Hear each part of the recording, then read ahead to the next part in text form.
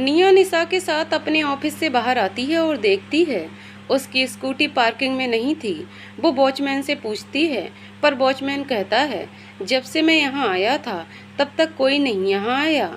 वो ये कहकर अपना पल्ला झाड़ लेता है। निया बहुत परेशान हो जाती है तो निशा कहती है, यार हमें ना पुलिस में कंप्लेंट करनी चाहिए, शायद कुछ मदद कर सके।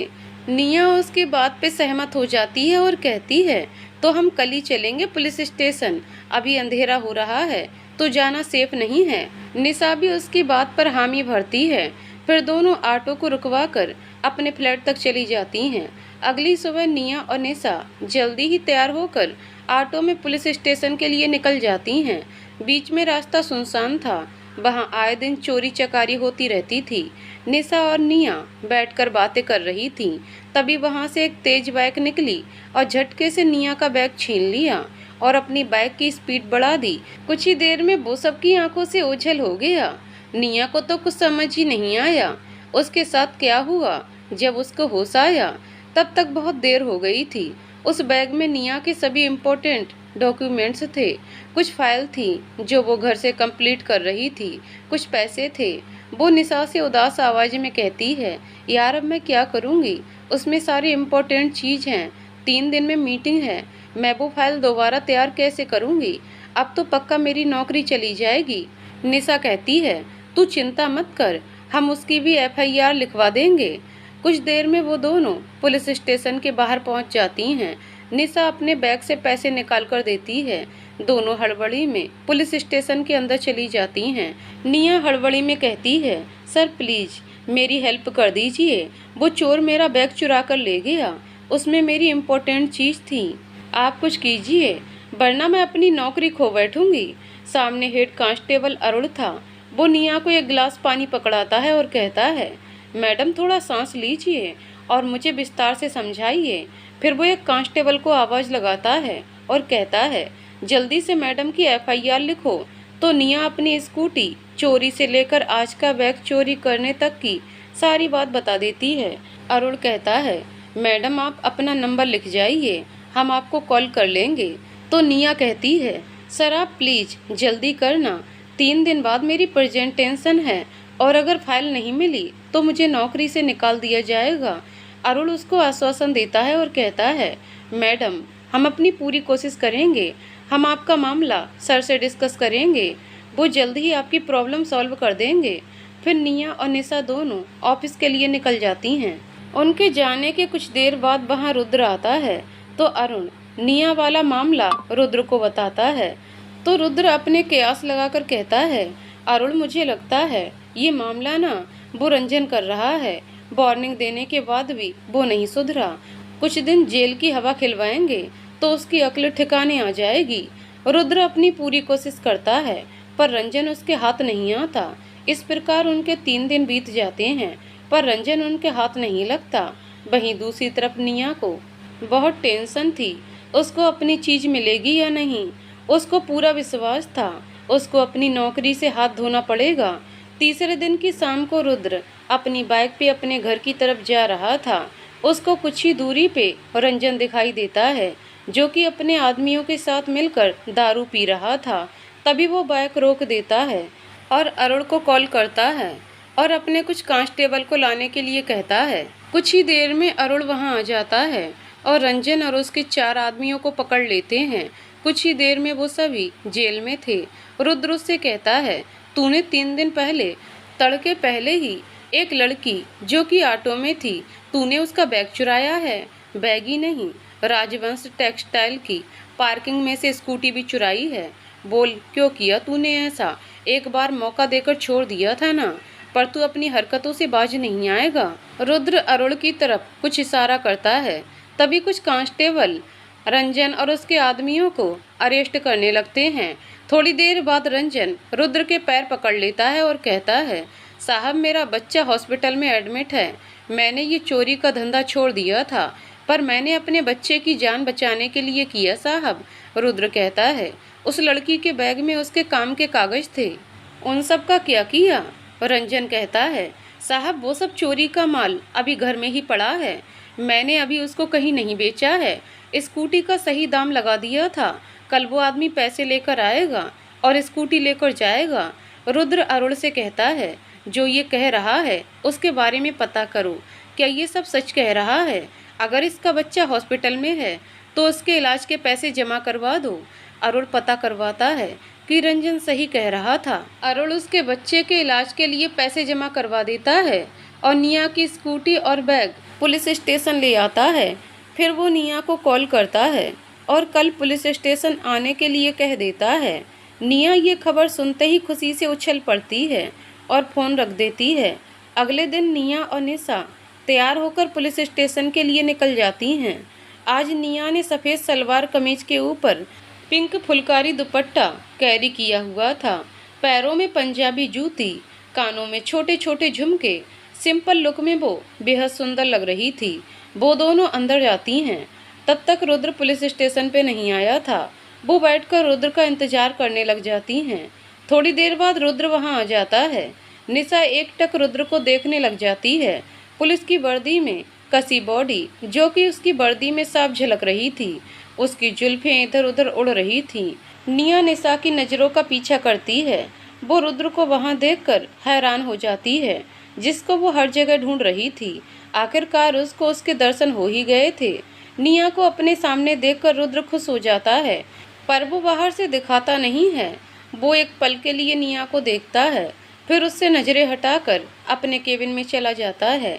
उसके यूं इग्नोर करता जाते देख निया को पता चल जाता है वो उससे बहुत नाराज है, पर निया कुछ सोचकर मुस्कुरा देती है और कहती है, अगर मैंने तुम्हें ना मनाया तो मेरा नाम भी निया नहीं।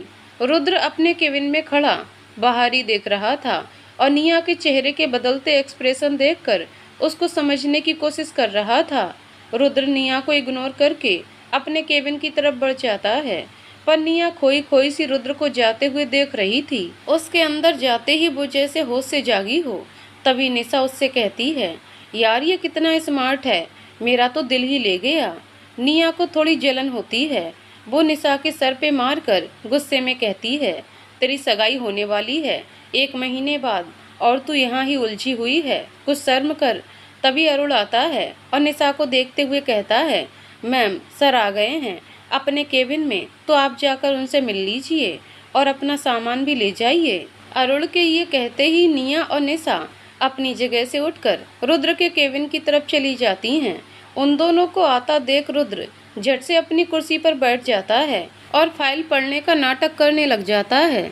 तभी अरुण और वो दोनों वहां पहुंचे हैं तो अरुण कहता है, सर ये मैम हैं जिनकी स्कूटी और बैग चोरी किया गया था। रुद्र निया को एक नज़र देखकर अपनी नजरें हटा लेता है, पर निया तो रुद्र को एकटक देख रही थी। रुद्र भी उसकी आंखों की तपिश को अपने चेहरे पर महसूस कर रहा था। तो रुद्र अपने ड्रॉर से गाड़ी की चाबी निकालकर निया की तरफ कर देता है और उसका बैग भी दे देता है। निया अपने बैग में सब कुछ वैसा ही देखकर खुश हो जाती है और फ्लो में कह जाती है, थैंक्स रुद्र, तुमने मुझे बचा लिया, वरना आज तो मेरी नौकरी जाती पक्का। रुद्र उसकी तरफ फीका सा मुस्कुरा देता है और कहता है, ये तो हमारी ड्यूटी है मैडम, आपका काम हो गया है, अब आप जा सकती हैं। उसकी बात सुनकर निया की मुस्कुराहट अब उदासी में बदल गई थी। रुद्र अरुण से कहता है, जाओ मैडम को उनकी स्कूटी दिखा दो कहाँ खड़ी है। ये कहते ही वो अपनी पीठ निया की तरफ कर लेता है। अरुण और निशा आगे बढ़ जाते हैं। निया जानबूझकर अपना बैग गिराने का नाटक करने लगती है। जब अरुण और निशा बाहर निकल गए तो वो भागकर रुद्र को पीछे से गले लगा लेती है और कहती है, आई एम सॉरी रुद्र, मैंने जो बोला गुस्से में बोला, पर मुझे माफ़ कर दो प्लीज़ एक बार, मैं तुमसे बहुत प्यार करती हूँ, मुझे पता है तुम भी मुझसे उतना ही प्यार करते हो, please Rudra, I am sorry. Rudra एक झटके से उससे अलग हो जाता है और बिना निया की तरफ देखे कहता है, पर मैं तुमसे प्यार नहीं करता, अच्छा होगा तुम यहाँ से चली जाओ, तुम्हें माफ़ी मांगने की कोई ज़रूरत नहीं है और आगे से मुझे छूना भी मत, शायद तुम अपवित्र हो जाओ और अब तुम्हारी माफ़ी की कोई ज़रूरत भी नहीं है, अब आप जा सकती हैं मैम। उसकी बात सुनकर निया की आंखें नम हो जाती हैं। वो धीमे कदमों से बाहर निकल जाती है। निशा और अरुण ने उसकी उदासी भांप ली थी। वो दोनों स्कूटी से ऑफिस के लिए निकल जाती हैं। निया ने बेमन से प्रेजेंटेशन दिया। सब लोग उसके बेबाक तरीके से और इतनी बढ़िया प्रेजेंटेशन के लिए उसकी तारीफ करते हैं। निया भी बदले में मुस्कुरा देती है, पर हमेशा के जैसे वो सबसे खुल के बोल नहीं रही थी। उसकी ये उदासी सब जान रहे थे, पर उसका रीजन बस निशा ही जानती थी। शाम को दोनों अपने घर के लिए निकल जाती हैं। निया ने आज खाना भी नहीं खाया। वो जाकर बालकनी में बैठ गई। काफ़ी देर तक वो वापस नहीं आती तो निशा भी उसके पास चली जाती है। वो निया को देखकर कहती है, उसकी नाराज़गी जायज़ है नीहू, तूने उसको इतना कुछ कहा पर उसकी गलती भी नहीं थी। तूने उसके पवित्र प्यार पर सवाल उठा दिया, दूसरे लड़कों से कंपेयर कर दिया, तो थोड़ा गुस्सा तो आएगा ही ना। निया कहती है, पर यार वो अब मुझसे प्यार नहीं करता। जब उसको प्यार था तब मुझे एहसास नहीं हुआ। अब मुझे जब मेरे जज्बात पता चल गए हैं तो वो अब मुझसे प्यार नहीं करता। मैं उसके बिना नहीं रह सकती यार। कभी ऐसे फीलिंग नहीं आई जो उनके पास आने से आती है। ये एहसास अलग है और शायद यही प्यार है उनका। निशा कहती है, तो बैठी क्या है यार, उनकी नाराज़गी दूर कर। और हाँ, वो अब भी तुमसे प्यार करते हैं, बस अभी उनकी जगह नाराज़गी ने ले ली है। अब उनका इतना तो हक है कि वो रूठ जाएं और तुम उसको मनाओ। निया एक बार मुस्कुरा देती है और अगले ही पल उदास होकर कहती है, पर यार मैं कैसे मनाऊं, मेरे पास तो उनका नंबर भी नहीं है। निशा उससे कहती है, जब तुम उसके सामने रहोगी तो शायद उनकी नाराज़गी दूर हो जाए और तुम्हें माफ़ कर दें। तो निया मुस्कुरा उठती है और कहती है, हाँ यार तू सही कह रही है। रुद्र का कमरा। रुद्र अपने फाइल पढ़ने में बिजी था, तभी उसको निया की याद आ गई और वो खुद से कहता है, जब मैं एक बार भी सामने नहीं आया तो मैडम ने मुझे बात करने की कोशिश नहीं की, और जब मैं सामने दिख गया तो कैसे माफ़ी मांग रही हैं। मुझे पता है ये तुम्हारा प्यार नहीं है, बस एक गिल्टी जो तुम्हें आज मुझे देखकर हो गई। जब तुम्हें मुझसे प्यार होगा मैं खुद तुम्हें माफ़ कर दूंगा। अब इतना तो तंग करने का हक तो बनता ही है मेरा। कुछ सोचकर उसके चेहरे पर मुस्कुराहट आ जाती है। वो एक लंबी सांस लेकर खुद को नॉर्मल करते हुए अपनी फाइल रख देता है और अपने बेड पे आ जाता है। कुछ ही पल में उसको नींद आ जाती है। नेक्स्ट डे निया पुलिस स्टेशन के बाहर थी। आज उसने ब्लैक कुर्ती और ब्लैक जीन्स डाल रखी थी, गले में स्टॉल, लंबे बालों की चोटी कर रखी थी। वो अपनी स्कूटी के टेक लगाए खड़ी थी।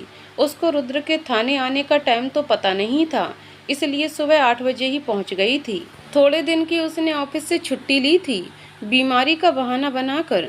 अब वो इतनी होनहार एम्प्लॉय थी तो अमित जी ने उसको छुट्टी दे दी। बहुत देर तक खड़े रहने के बाद रुद्र जब आया तो वो वापस जाने की सोचती है। तभी रुद्र की बाइक वहां आकर रुकती है। उसके उदास चेहरे पर मुस्कान आ जाती है और मुस्कुराहट के साथ रुद्र के पास जाती है, पर रुद्र अपनी आंखों के गॉगल्स ठीक करके निया को अनदेखा करके निकल जाता है। निया भागकर उसके पीछे जाती है तो कांस्टेबल उसको रोकते हुए कहता है, कहाँ चली मैडम। निया रुद्र को जाते हुए देखती है और कहती है, मुझे रुद्राक्ष से मिलना है।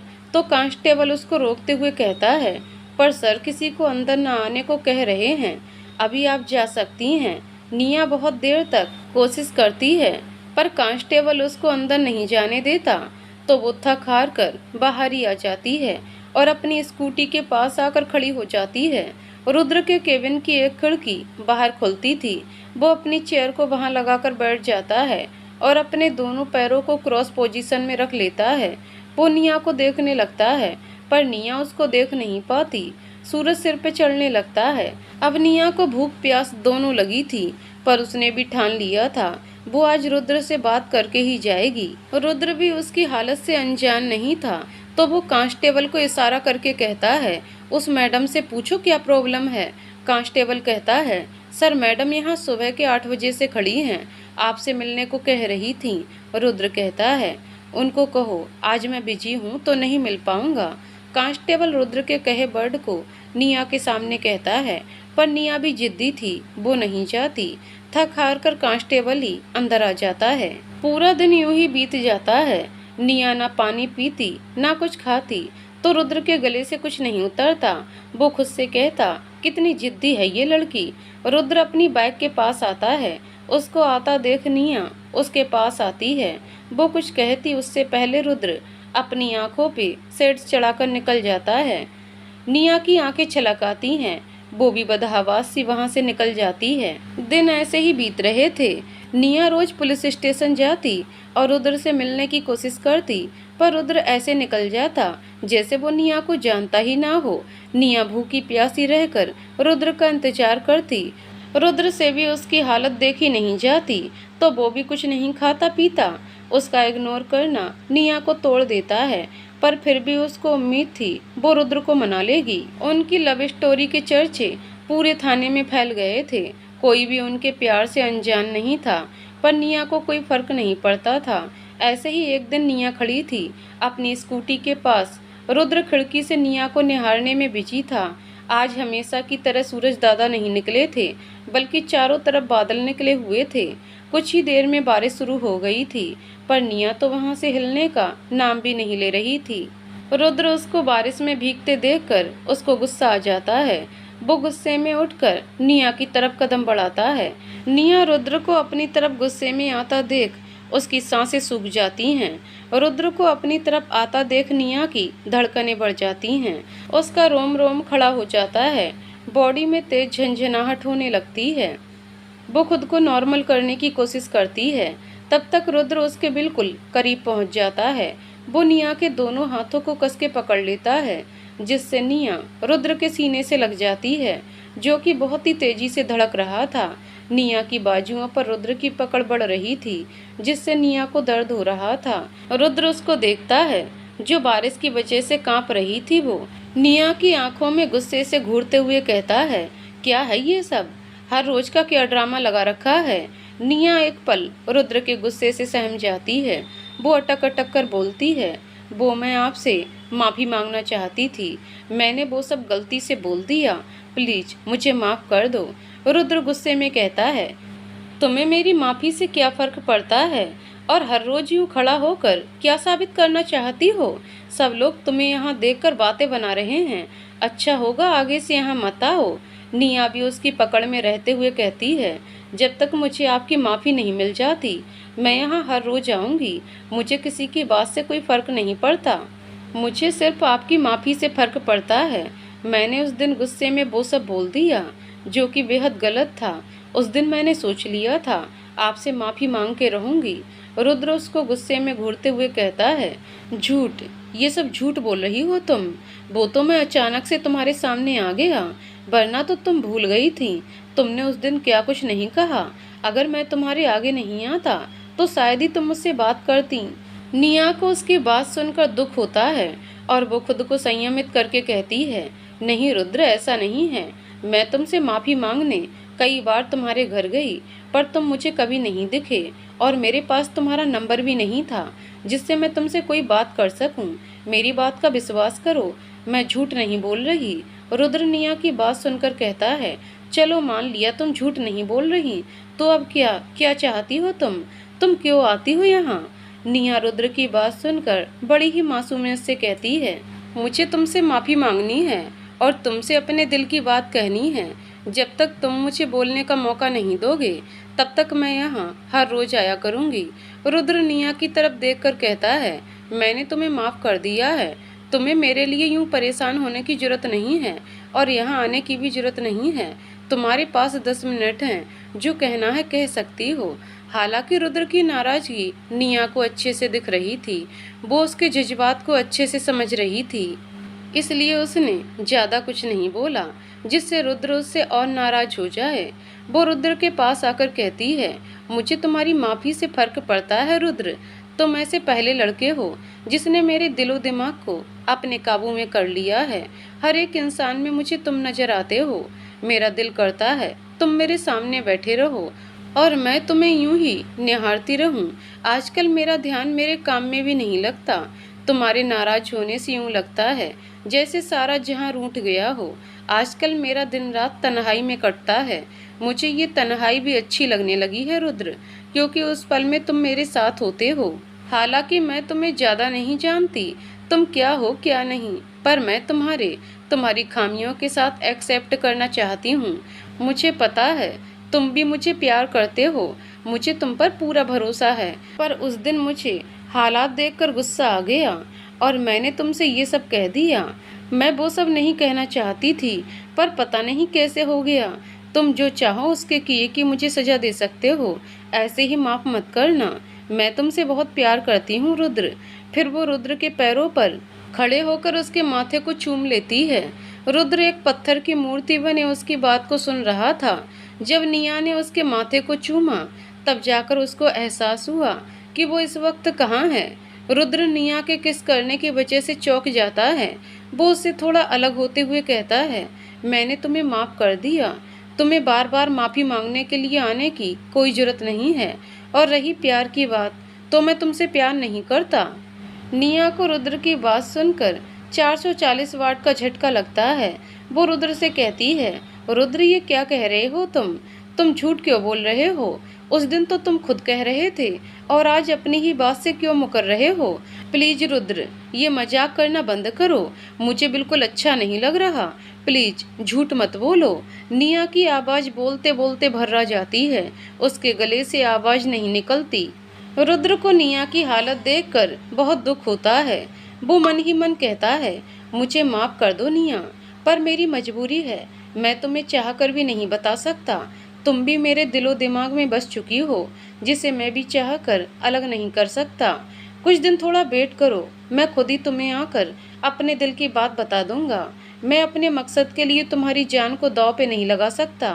अगर मैं बचा तो मैं तुम्हारी नाराजगी दूर कर दूंगा, अगर नहीं रहा तो तुम भी अपनी लाइफ में आगे बढ़ जाओगी। मैं नहीं चाहता तुम मेरी वजह से अपनी लाइफ को यूं ही बर्बाद करो। मेरा काम ही ऐसा है जो मुझे अपने परिवार से भी बढ़कर है, जिसे मैं चाहकर भी पीछे नहीं हट सकता। फिर वो अपने ख्यालों से बाहर आकर निया से कहता है, मेरे पास तुम्हारे फालतू सवालों का जवाब देने का कोई टाइम नहीं है, और ना मैं जरूरी समझता। अगर कोई काम है तो अंदर आकर अपनी FIR लिखवाओ और यहाँ से चलती बनो। फालतू में ना अपना टाइम वेस्ट करो और ना ही हमारा। रुद्र की बात सुनकर निया की आंखें नम हो जाती हैं।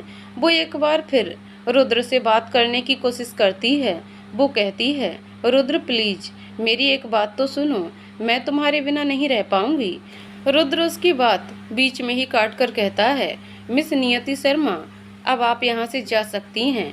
मैं तुम्हारी फालतू बातों के लिए यहाँ इतनी तेज बारिश में नहीं खड़ा रह सकता। रुद्र की बात सुनकर निया के दिल का कोना कोना चिल्लाकर कह रहा था, कोई प्यार नहीं होता है, सब नजरों का धोखा है, कोई किसी के प्यार के काबिल नहीं है। वो अपने लड़खड़ाते पैरों से पीछे की ओर मुड़ने लगती है। तभी उसका पैर उसके दुपट्टे में उलझ जाता है।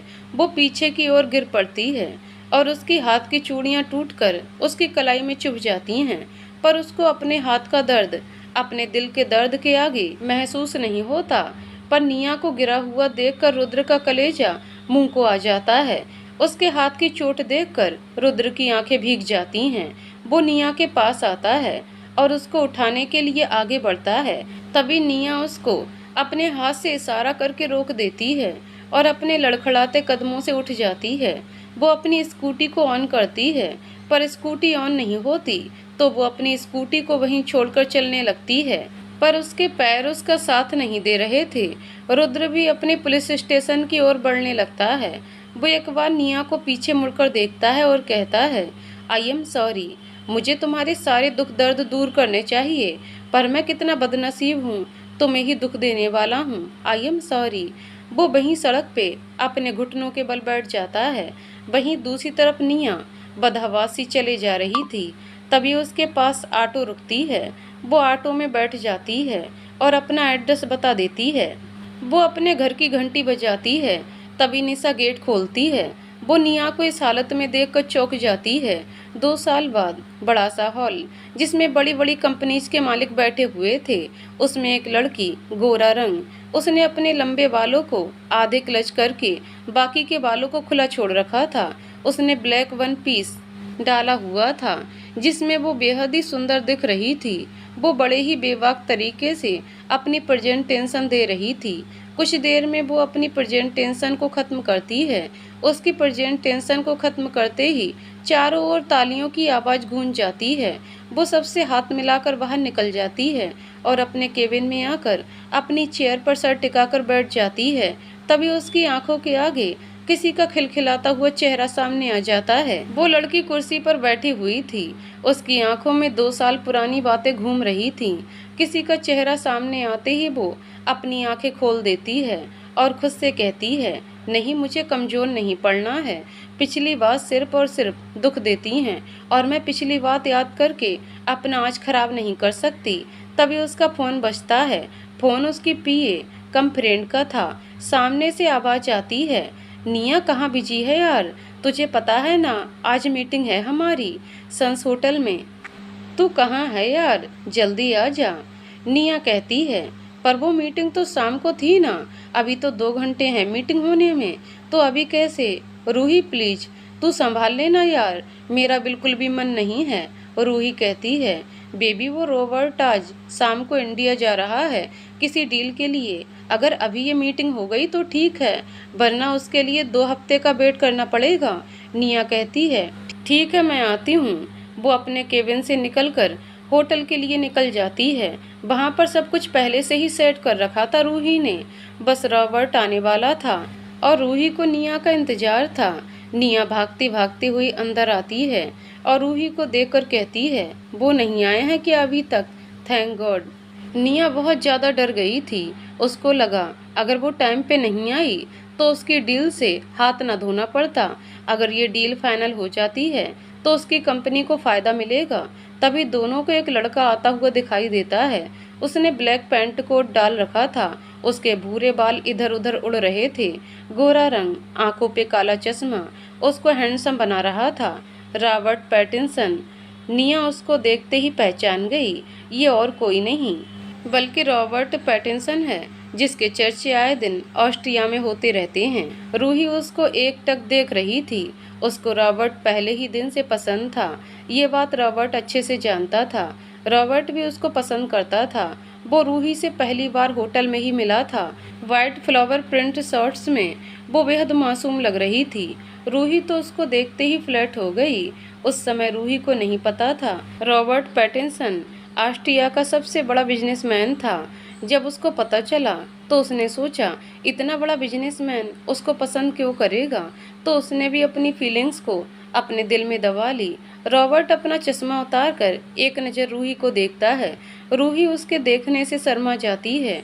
उसके गोरे गाल गुलाबी हो गए, पर वो खुद को नॉर्मल करने लगी, जो कि रॉबर्ट के सामने होना नामुमकिन था। उसको खुद के सामने एम्ब्रेस होते हुए देख रॉबर्ट के चेहरे पर मुस्कुराहट फैल गई। वो निया से हाथ मिलाता हुआ कहता है, hello miss Sharma, nice to meet you. उसने अपने बॉडीगार्ड्स को वहीं बाहर ही छोड़ दिया। निया भी उससे हाथ मिलाते और मुस्कुराते हुए कहती है, हेलो मिस्टर रॉबर्ट। रॉबर्ट कहता है, मिस शर्मा, चलो मीटिंग स्टार्ट करते हैं। तो निया उसको बैठने का इशारा करते हुए कहती है, yes sir, have a seat. कुछ देर बाद निया रूही से कहती है, रूही, प्रेजेंटेशन स्टार्ट करो। रूही निया के कहने पर चौंक जाती है, पर उसका इम्प्रेशन गलत ना पड़े तो रूही बोलना स्टार्ट करती है। रॉबर्ट का पूरा ध्यान रूही पर था। आज उसने वाइट कलर की घुटनों से नीचे की ड्रेस डाल रखी थी। ब्लैक हील्स, खुले बाल, हल्का सा मेकअप। वो बड़े ही एटीट्यूड से प्रेजेंटेशन दे रही थी। रॉबर्ट उसका ये लुक देखकर खुश था। रॉबर्ट उसके गुलाबी होठों को देख रहा था। उसके मन में एक गुदगुदी सी हो रही थी। उसका मन कर रहा था उसके गुलाबी होठों को चूम लूं। उसका ध्यान प्रेजेंटेशन पर नहीं था, वो बस रूही में गुम था। रूही गुप्ता। रूही ने प्रेजेंटेशन दी ही थी। तभी निया का फ़ोन बज पड़ा।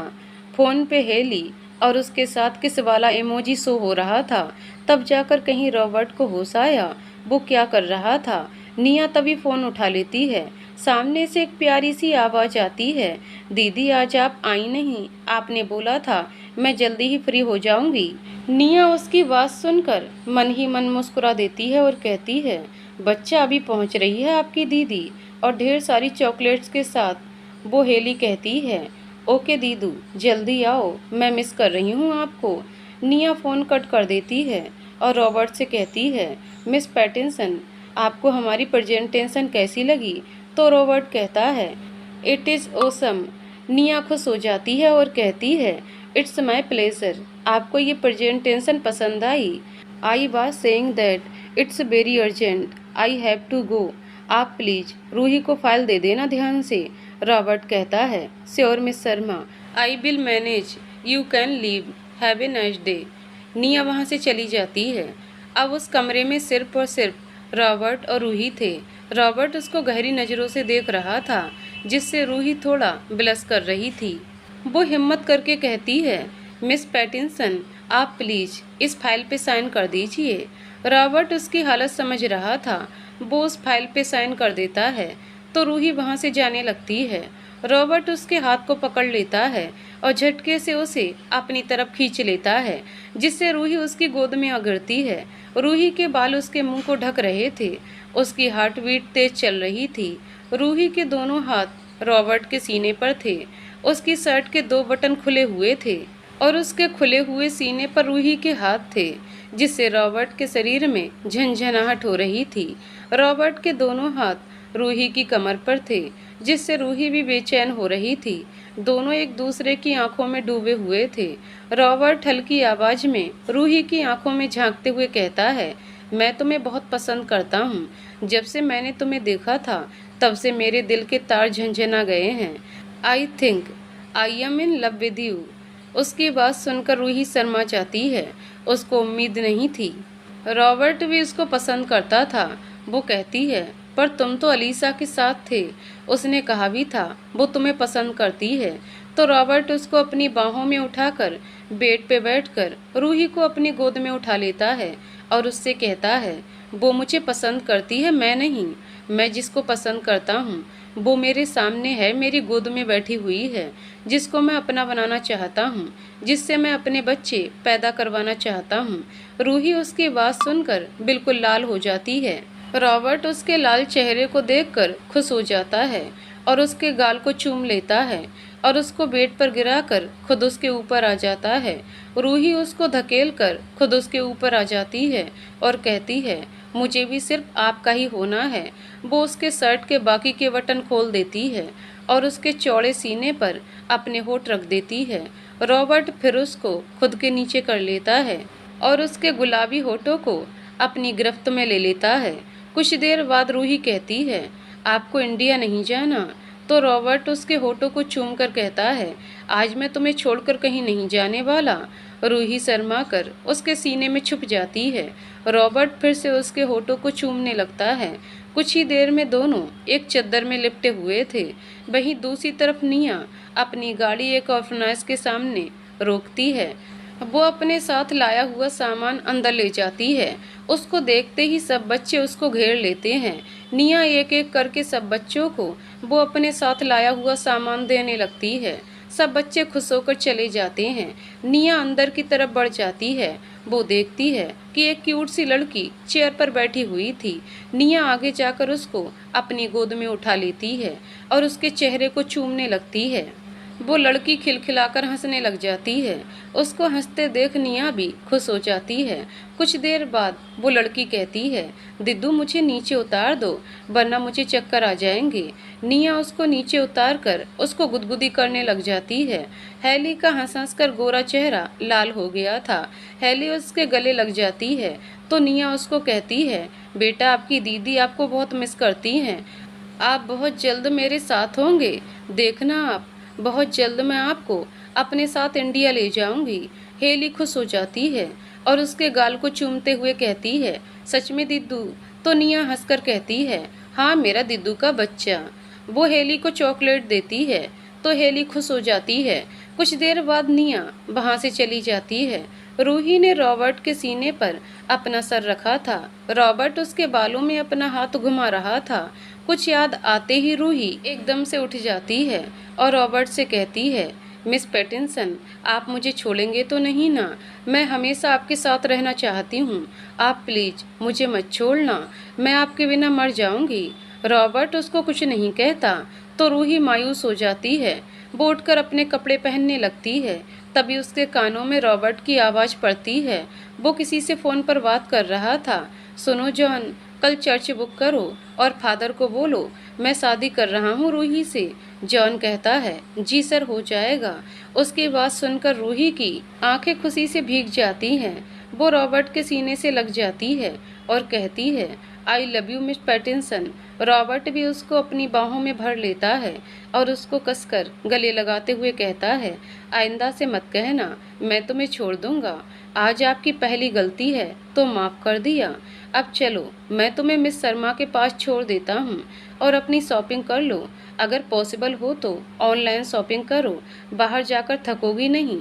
कुछ देर बाद वो दोनों वहां से निकल जाते हैं। रॉबर्ट रूही को छोड़ता हुआ अपने घर चला जाता है। जब ये बात निया को पता चलती है तो निया रूही के लिए बहुत खुश हो जाती है।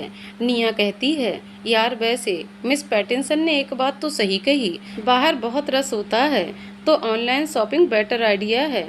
रूही भी उसके सजेशन से खुश हो जाती है और अपनी ज़रूरत का सामान देखने लगती है। निया मन ही मन कहती है, अब तक तो हमारी शादी की शॉपिंग शुरू होती, मेरा करियर तो सेट हो गया है। मेरी तो एक ही ख्वाहिश है जो शायद कभी पूरी नहीं होगी। उसकी आंखें भीग जाती हैं। वहीं दूसरी तरफ एक बहुमंजिला इमारत, देखने में वो एक होटल लग रहा था। उसमें एक कमरे में एक लड़का अपने लैपटॉप को खोलकर कुछ काम कर रहा था। गोरा रंग, उसने सिर्फ ब्लैक शर्ट डाल रखी थी। कमरे में बस कीबोर्ड की आवाज़ आ रही थी जिस पे वो कुछ टाइप कर रहा था। बाहर का नज़ारा बिल्कुल उलट था। बाहर बहुत भीड़ थी। उसे लग रहा था नीचे कोई पार्टी चल रही है, पर उस लड़के पे कोई फर्क नहीं पड़ रहा था। बस उसको अपने काम से मतलब था। अचानक से उसको हिचकी आने लगती हैं। तभी वो अपना काम छोड़कर उठ जाता है। फिर वो खुद से कहता है, मुझे पता है निया, ये तुम ही हो जो मुझे याद कर रही हो। ये एहसास मैं कभी नहीं भूल सकता। तुम ऑस्ट्रिया में ही हो, वहाँ महफूज हो। मैंने आपको भेजने के लिए सिर्फ 1 साल के लिए बोला था, पर तुम्हें वहाँ जाए 2 साल 1 महीना और 13 दिन हो गए हैं। अब आ भी जाओ यार, वहाँ का काम पूरा हो गया है। मैं तुम्हारे आने का बेसब्री से इंतजार कर रहा हूँ। तुम्हें मनाना भी तो है, बहुत सी बातें करनी है। हर चीज़ जिसने तुम्हें तकलीफ दी है उसके लिए माफ़ी मांगनी है। वो अपनी आंखें बंद कर लेता है और बेड पे गिर जाता है। कुछ ही देर में वह सो जाता है। नेक्स्ट मॉर्निंग रुद्र गहरी नींद में सोया हुआ था। आज उसके चेहरे पर मुस्कान थी, शायद कोई अच्छा सपना देख रहा था।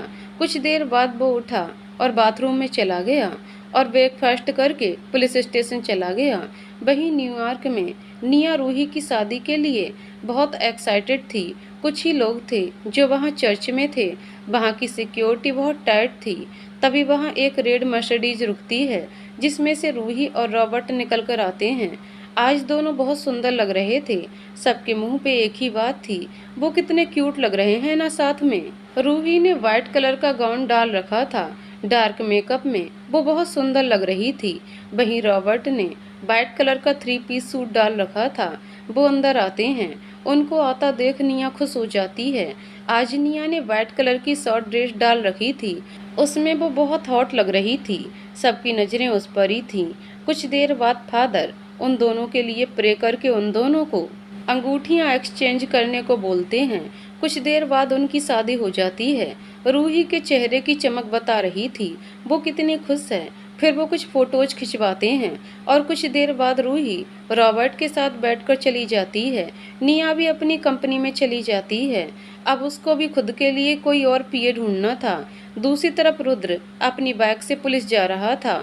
तभी उसकी नज़र गोलगप्पे वाले पे पड़ गई। वहाँ खड़ी एक लड़की जिसने डार्क रेड कलर का प्लाजो सूट डाल रखा था और ऊपर ब्लैक कलर का हैवी दुपट्टा, कानों में ईयररिंग्स और जूतियाँ, और बड़े मज़े से गोलगप्पे खा रही थी। रुद्र उसको देखकर खुश हो जाता है। फिर वो बोलता है, निया यहाँ, इसका मतलब वो आ गई है। आ गई है तो मुझे पता क्यों नहीं चला। रुद्र अपनी बाइक से उतरकर उसकी तरफ जाने लगता है। वो बेसुध होकर चला जा रहा था। उसको उस लड़की के अलावा कोई नहीं दिख रहा था। रुद्र बड़ी सी मुस्कान लिए चेहरे पर चल रहा था। वो गोलगप्पे की दुकान के पास पहुंचता है। वो जैसे ही उस लड़की को छूने की कोशिश करता है तभी वो परछाई गायब हो जाती है। रुद्र पागलों की तरह उस लड़की को इधर उधर देखने लगता है। फिर वो खुद से कहता है, कब तक मैं तुम्हें यूं ही इमेजिन करता रहूँगा। निया प्लीज अब तो आ जाओ। एक बार फिर इधर उधर देखकर वो पुलिस स्टेशन चला जाता है। वहीं दूसरी तरफ निया अपनी फाइल्स चेक करने में बिजी थी। तभी उसका फ़ोन बजता है। फ़ोन उसके पापा का था। उसके पापा का फ़ोन देखकर निया खुश हो जाती है। वो झट से फ़ोन उठा लेती है। उसके पापा उसको कुछ कह रहे थे। उनकी बात सुनते सुनते निया के चेहरे के हाव भाव बदल रहे थे। लास्ट में वो कहती है क्या। उसका फोन नीचे गिर जाता है। उसकी आंखों से आंसू निकलने को बेताब थे। वो धम्म से कुर्सी पर बैठ जाती है। निया कुर्सी पर बैठी सोच रही थी, वो अपने पापा की कही बातों से खुश हो या फिर दुखी। उसके पापा उसको फोन पे कह रहे थे, कल अयान का दूसरा बर्थडे है और हम चाहते हैं तुम वापस आ जाओ। तुम्हारी माँ तुम्हें बहुत याद करती है और उनको माइनर अटैक आया है। वो बेहोशी की हालत में भी तुम्हें याद कर रही थी। हमने उनसे कह दिया कल अयान के बर्थडे पर तुम आ रही हो। निया को उसकी माँ की बहुत फिक्र हो रही थी। वो भी जल्द से जल्द वहाँ से जाना चाहती थी। उसने तभी इंडिया जाने वाली फ़्लाइट बुक की थी, जो कि अभी अभी 2 घंटे बाद की थी। उसके बाद वो अमित जी के पास फ़ोन करती है। थोड़ी ही देर में अमित जी फ़ोन उठा लेते हैं। निया उनसे कहती है, नमस्ते अंकल। अमित जी कहते हैं, नमस्ते बेटा। निया कहती है, अंकल यहाँ का सारा काम हो गया है, कल वाली मीटिंग भी हो गई है। अब मैं वापस इंडिया आना चाहती हूँ क्योंकि मेरे मम्मा की तबीयत ठीक नहीं है और अब मैं भी यहाँ रहते रहते ऊब गई हूँ।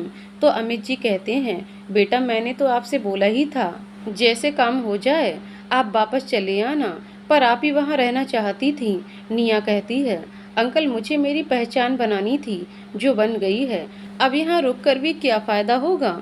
अमित जी कहते हैं, ओके बेटा जैसी आपकी मर्जी, आप बता देना कब आएंगी, मैं तुम्हारे लिए गाड़ी भेज दूंगा। निया कहती है, नहीं अंकल आप चिंता मत कीजिए, रखती हूँ, अपना ख्याल रखना।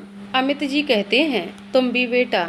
फिर निया रूही को ये खबर देती है तो रॉबर्ट और रूही दोनों उसको सी ऑफ करने की सोचते हैं।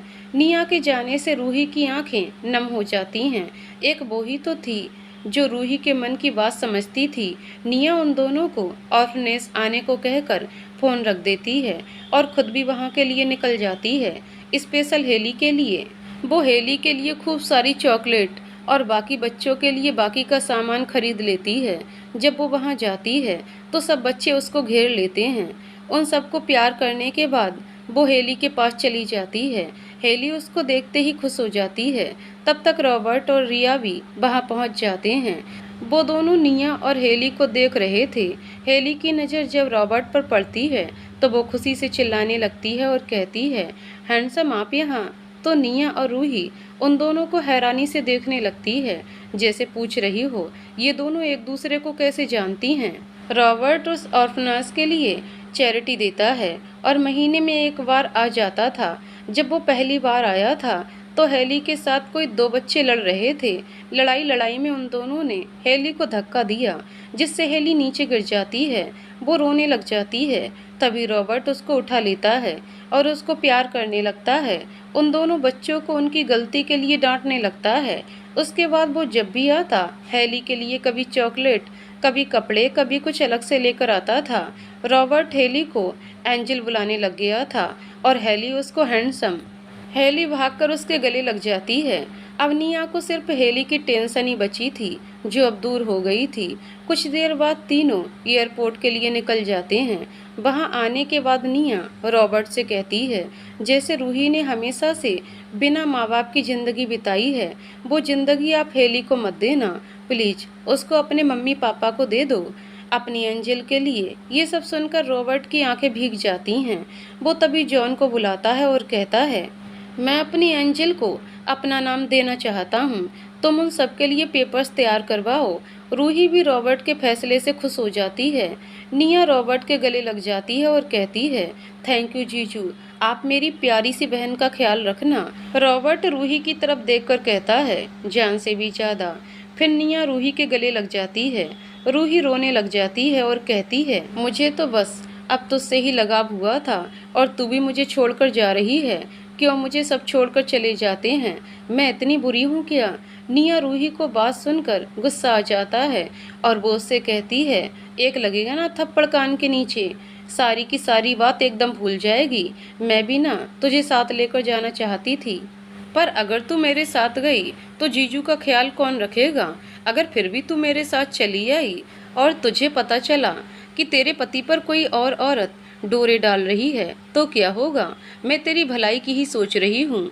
कुछ दिनों बाद आना ना तू इंडिया, अभी अपनी नई नई शादी एंजॉय कर। रूही भी उसकी बात से सहमत हो जाती है और दोबारा से उसके गले लग जाती है और हल्के से उसके कान में कहती है, अब तुम भी मेरे होने वाले जीजू को माफ़ कर देना यार, उसमें उनकी कोई गलती नहीं है। निया कुछ नहीं बोलती, बस फीका सा मुस्कुरा देती है। तभी उसकी फ्लाइट का नाम अनाउंस होता है। वो एक बार फिर उनको गुड बाय करके निकल जाती है। वहीं दूसरी तरफ अमित जी दिव्या जी से कहते हैं, दिव्या अब निया वापस आ रही है, अब शायद तुम्हें रुद्र और निया की शादी के लिए बात करनी चाहिए। दिव्या जी भी अमित जी की बात से खुश हो जाती हैं। वो कहती हैं, एक बार रुद्र आ जाए, मैं उससे पूछ लूँगी, अगर वो कुछ कहेगा तो ही आगे कुछ होगा। अमित जी कहते हैं, हाँ भाई, जिंदगी भर उसको साथ रहना है तो उसकी राय भी शामिल होनी चाहिए। वैसे मेरी गट फीलिंग कह रही है वो मना नहीं करेगा। अगर तुम्हारी पसंद की हुई लड़की को कोई और ले गया तो क्या करोगी आप दिव्या जी? आई थिंक आपको अभी रुद्र से फ़ोन पे पूछ लेना चाहिए और फिर शाम को निया के घर चलते हैं। दिव्या जी को भी उनकी बात कहीं ना कहीं सही लगी। वो तुरंत रुद्र को फ़ोन लगाती हैं। अपने फ़ोन पर अपनी मम्मी का फ़ोन देखकर रुद्र परेशान हो जाता है। रुद्र तभी फ़ोन उठा लेता है और गंभीर आवाज़ में कहता है, मम्मा आप ठीक तो हैं ना? आज आपने कैसे फ़ोन किया? दिव्या जी कहती हैं, बेटा रिलैक्स हो जा, मुझे कुछ नहीं हुआ है। वो तो तुझसे कुछ अर्जेंट पूछना था मुझे, पता है तू मना नहीं करेगा। एक तू ही तो है मेरे तीनों बच्चों में जो मेरी बात मानता है। वैसे भी अमित जी की लाडली ने लव मैरिज कर ली, समर भी अमित जी के नक्शे कदम पर चल पड़ा है। रुद्र कहता है, ये भी कोई अर्जेंट बात है मम्मा, आपने मुझे ये सब कहने के लिए फ़ोन किया था? दिव्या जी कहती हैं, ये नहीं है बेटा, कोई और बात है। दरअसल मैं ये कह रही थी, मैंने तुम्हारे लिए एक सुंदर सी और इस घर के लिए बहू ढूंढ ली है। अगर तुम्हें कोई आपत्ति है मेरे फैसले से तो तू मुझे बता सकता है। रुद्र के ऊपर तो ये बात सुनकर बिजली गिर जाती है। एक पल के लिए वो सुन्न हो जाता है। जब दिव्या जी की हेलो हेलो की आवाज़ आती है तो वो वापस अपनी दुनिया में लौटता है। दिव्या जी कहती हैं, बेटा क्या फैसला है तुम्हारा? तो रुद्र अपने दिल पर पत्थर रखकर शादी के लिए हाँ बोल देता है। तो दिव्या जी कहती हैं, मुझे पता था तू मेरी बात नहीं टालेगा मेरा प्यारा बच्चा। कुछ देर बाद दिव्या जी और अमित जी निया के घर के लिए निकल जाते हैं। अयान के बर्थडे वाली रात शर्मा हाउस बहुत अच्छे से सजा रखा था। चारों ओर रंग बिरंगी लाइट्स लगा रखी थीं। सब लोग अच्छी तरह से ड्रेस में थे। आज अयान ने ब्लैक कलर का कुर्ता पजामा डाल रखा था, ऊपर वाइट नेहरू जैकेट, उसमें वो बहुत क्यूट लग रहा था। समर जी ने वाइट कलर का कुर्ता पजामा डाल रखा था। वहीं बिका जी ने हल्की गुलाबी साड़ी, उसमें वो बहुत ही सुंदर लग रही थी। विराट ने अपने बेटे से मिलता जुलता ब्लैक कुर्ता पजामा डाल रखा था और वाइट नेहरू जैकेट। वहीं रैना ने ब्लैक साड़ी डाल रखी थी। मेहमानों को आने में अभी समय था। सब लोग निया की राह तक रहे थे। तभी बाहर से गाड़ी रुकने की आवाज़ आती है। सब लोग खुश हो जाते हैं। उस गाड़ी से एक लड़की निकलती है जिसने लाइट पिंक कुर्ती के साथ ब्लू जीन्स डाल रखी थी। अपने खुले लंबे बालों में वो बेहद सुंदर लग रही थी। वो लड़की आकर बिका जी के गले लग जाती है और कहती है, मम्मा आप ठीक तो हैं? पापा कह रहे थे आपकी तबीयत खराब है। बिका जी और निया की दोनों की आंखें नम थीं। आखिरकार 2 साल की लंबी जुदाई के बाद निया अपने परिवार से मिली थी। तो बिका जी कहती हैं, हाँ हाँ बेटा मैं बिल्कुल ठीक हूँ। निया बिका जी से हटकर अपने भाई के गले लग जाती है। विराट की आंखें भी नम हो जाती हैं। विराट उसके गाल खींचते हुए कहता है, मेरी छोटी सी गुड़िया बड़ी हो गई है और अपना घर बसाने वाली है। तो रैना एकदम घूर कर विराट को देखती है। अपनी तरफ रैना को यूं देखता पाकर विराट सकपका जाता है। रैना निया की तरफ मुस्कुराते हुए, न्यू अपने भाई से ही मिलती रहोगी या मेरे पास भी आओगी? निया रैना के गले लग जाती है और उसके गाल पे किस करते हुए कहती है, थैंक यू भाभी इतना प्यारा भांजा देने के लिए। मैं बहुत खुश हूँ। हमारे घर में एक नन्हा राजकुमार आया है।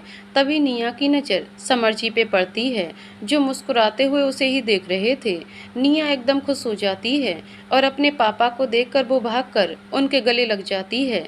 समर जी भी नम आँखों से निया को गले लगा लेते हैं और उससे कहते हैं, मुझे तुम पर प्राउड है बेटा, आपने इतना नाम रोशन कर दिया मेरा, मैं बहुत खुश हूँ। निया कहती है, आप खुश हैं पापा? तो मैं भी बहुत खुश हूँ।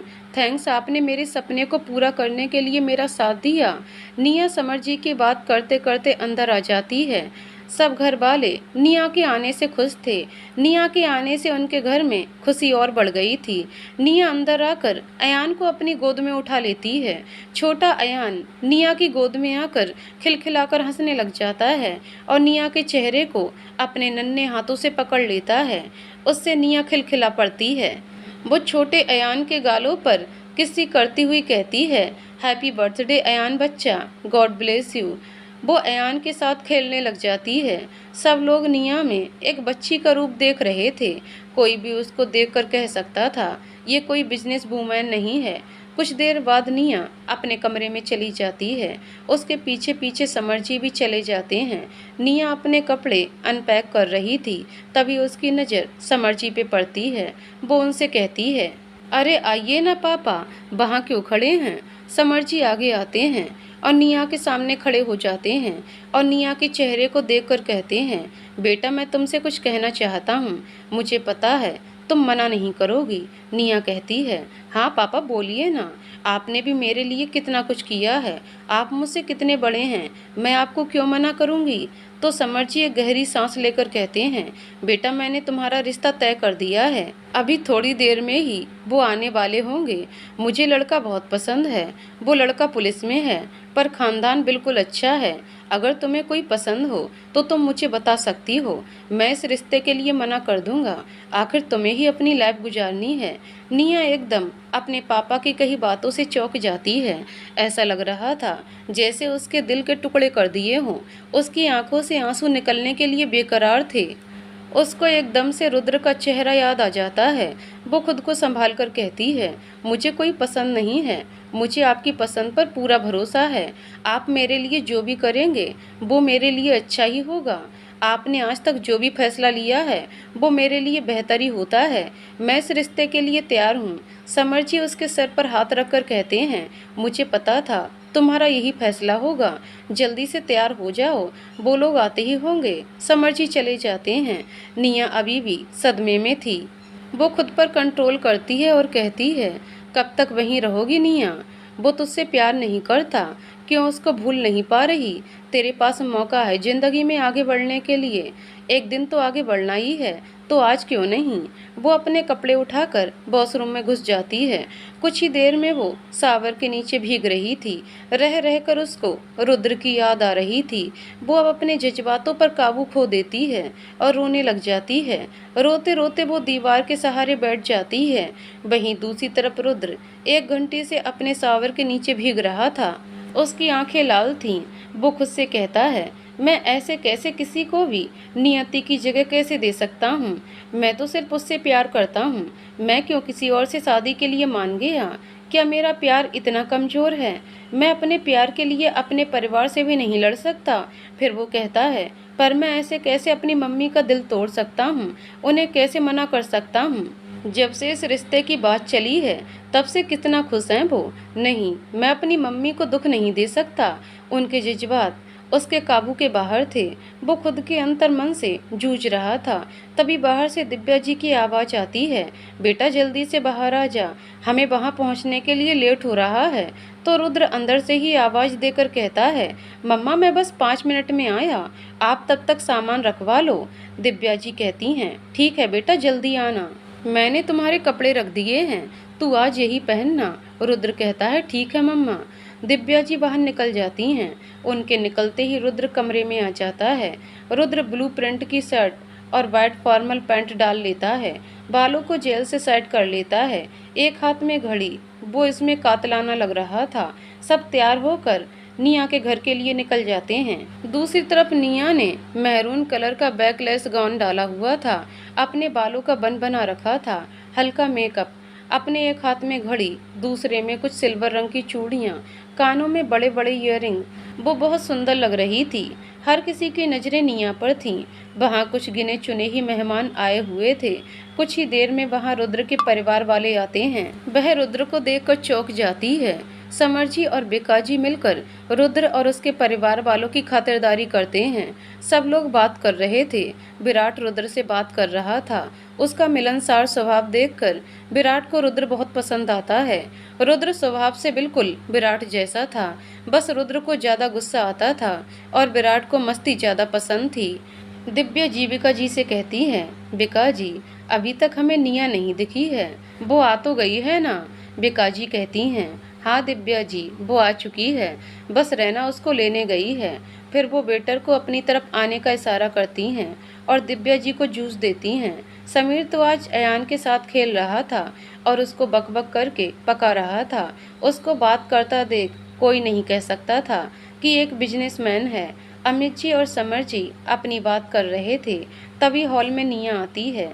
आज वो बहुत सुंदर लग रही थी। रुद्र की आंखें निया पर ठहर गई थीं। उसका दिल जोरों से धड़क रहा था। अभी निया की नज़र रुद्र पर नहीं गई थी। निया को देखकर दिव्या जी कहती हैं, हमारी निया कितनी सुंदर है और आज तो हल्के मेकअप में कितनी सुंदर लग रही है। वो दूर से ही निया की नज़र उतारने लग जाती हैं। बिकाजी मन ही मन सोचती हैं, निया को कितना खुश और परवाह करने वाला परिवार मिलेगा। निया के खुश रहने के बारे में सोचकर वो मन ही मन बहुत खुश हो जाती हैं। रैना निया को बिकाजी और दिव्या जी के पास लेकर आने लग जाती है। तभी निया की नज़र पास में खड़े रुद्र पर गिर जाती है और उसकी आंखें हैरानी से फैल जाती हैं। वो आगे चलते हुए लड़खड़ा जाती है। तभी रुद्र आगे बढ़कर उसे अपनी बाहों में थाम लेता है। निया अभी भी अपनी सोच में ही गुम थी। 2 साल बाद रुद्र को देखकर निया की आंखें नम हो जाती हैं। रुद्र वैसा ही था, बस उसने अपनी बियर्ड थोड़ी बढ़ा ली थी। दूसरी तरफ रुद्र का भी यही हाल था। उसको ये जरा भी अंदाजा नहीं था जिस लड़की को देखने जा रहे हैं वो कोई और नहीं बल्कि वो निया के घर में ही आ रहे थे। उसका दिल ये सोचकर बेचैन हो गया था। आज उन दोनों की तड़प थोड़ी कम हो गई थी। दोनों एक दूसरे को प्यार से निहार रहे थे। तभी रैना निया को देखते हुए कहती है, न्यू, तू ठीक तो है ना?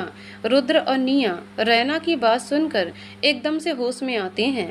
निया एकदम से रुद्र से दूर हो जाती है और रैना की तरफ देखते हुए कहती है, हाँ भाभी, मैं बिल्कुल ठीक हूँ। रैना कहती है, चलो मम्मा के पास चलते हैं। ये कहकर निया और रैना दोनों उनके पास चली जाती हैं। निया वहाँ दिव्या जी को देखकर हैरान रह जाती है। वो सोचती है शायद अयान के बर्थडे पर आए होंगे।